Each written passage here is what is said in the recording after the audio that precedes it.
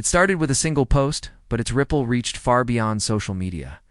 Trump's words weren't just dismissive. They dripped with a raw contempt aimed squarely at Jasmine Crockett.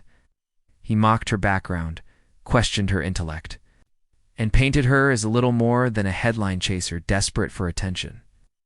Within minutes, screenshots spread everywhere: news feeds, group chats, late-night shows. Some called it classic Trump bravado. Others saw it for what it was: a deliberate attempt to provoke, to bait Jasmine into an emotional meltdown on camera. But what neither Trump nor many viewers expected was the way she chose to respond. The cameras rolled live that evening, catching every flicker of tension in the studio. Commentators whispered off mic, predicting either an explosive clash or a cautious dodge. Jasmine's expression, though, was unreadable. She didn't carry notes or a script. Instead, she brought something harder to fake: calm. As the interviewer read out loud parts of Trump's rant, the words hung heavy in the air. Viewers braced for outrage or tears. But when Jasmine finally spoke, her voice was soft and deliberate, carrying not the fire of anger, but the weight of quiet conviction. She began by acknowledging the post directly, refusing to dance around it. There was no denial, no half measures. She repeated some of Trump's insults word for word. But rather than react in kind, she dismantled them, one by one. Each point she made revealed the emptiness behind his words, that when real debate was too difficult, he turned to personal attacks. That insult said more about the speaker than the target. Every time he mocked someone's background, he showed his fear of being held accountable by people he couldn't silence. Jasmine's tone never cracked. She didn't shout, didn't pace, didn't sneer. Instead, she forced everyone watching to hear what had actually been said, stripped of bravado. The words sounded petty, insecure, and deeply hollow. It was that contrast that caught viewers off guard. Trump's post had been loud, brash, and confident. But her reply was steady and unflinching, exposing the childishness of his insults.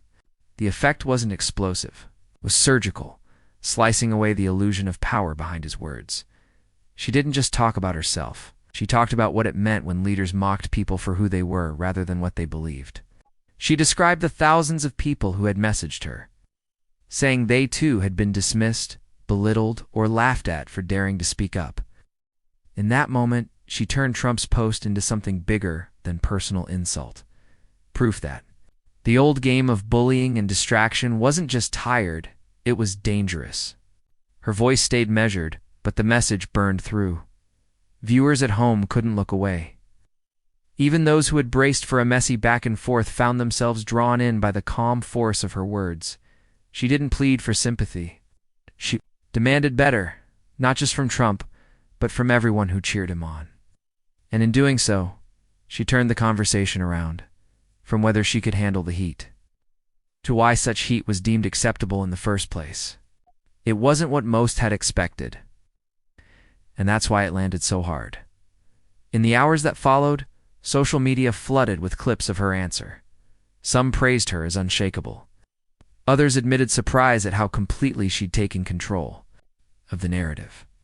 Commentators who'd predicted chaos instead had to reckon with something subtler: how dignity can, in some moments, do more damage than rage. The viral headlines all used the same word, destroys, but those who watched live understood the destruction wasn't loud.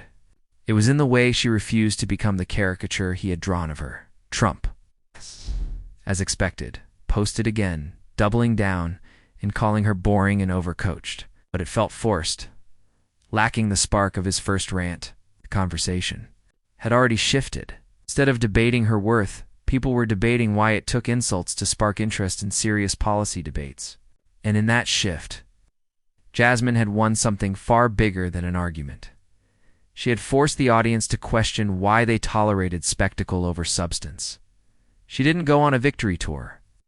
In later interviews, she kept her answers short, redirecting attention to policy and the people affected by decisions rather than drama. The restraint itself became part of her message. That dignity isn't silence in the face of attack, but choosing when and how to answer.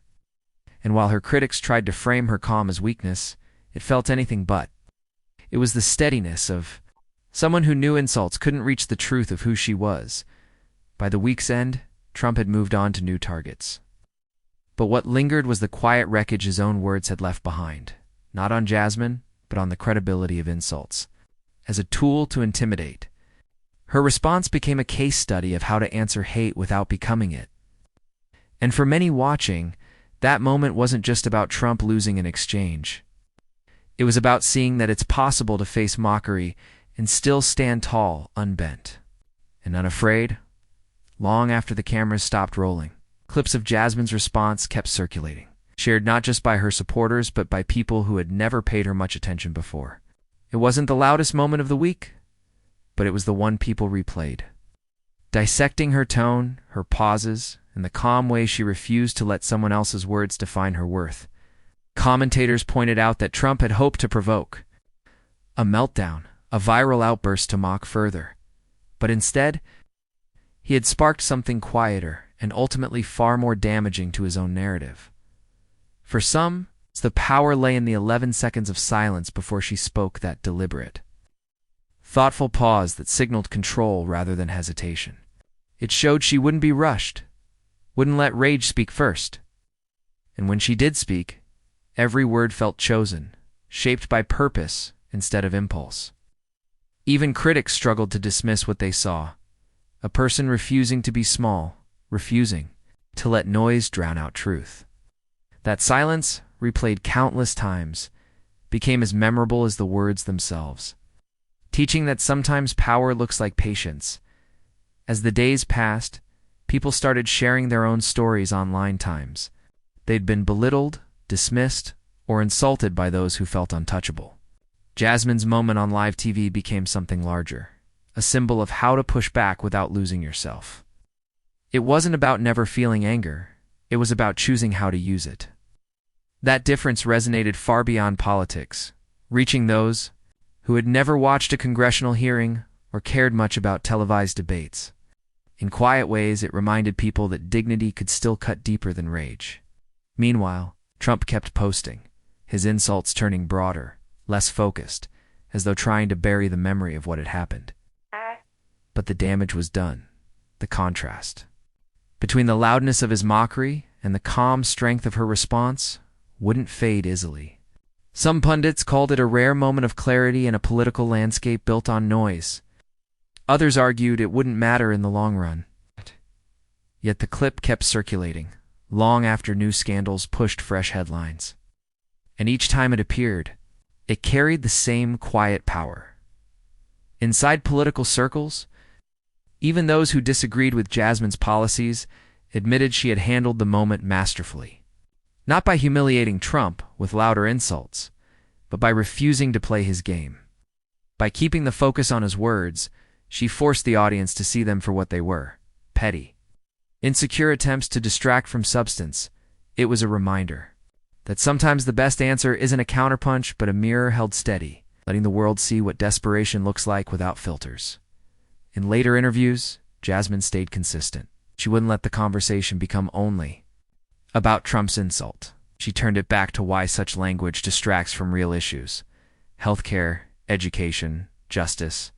That refusal to center herself over her message kept her from becoming just another viral moment. Instead, she used that moment to highlight something larger: that leadership isn't proven by who you can mock, but by what you can stand for. Even under attack, for many watching, it wasn't about whether she won or lost the exchange in some televised sense.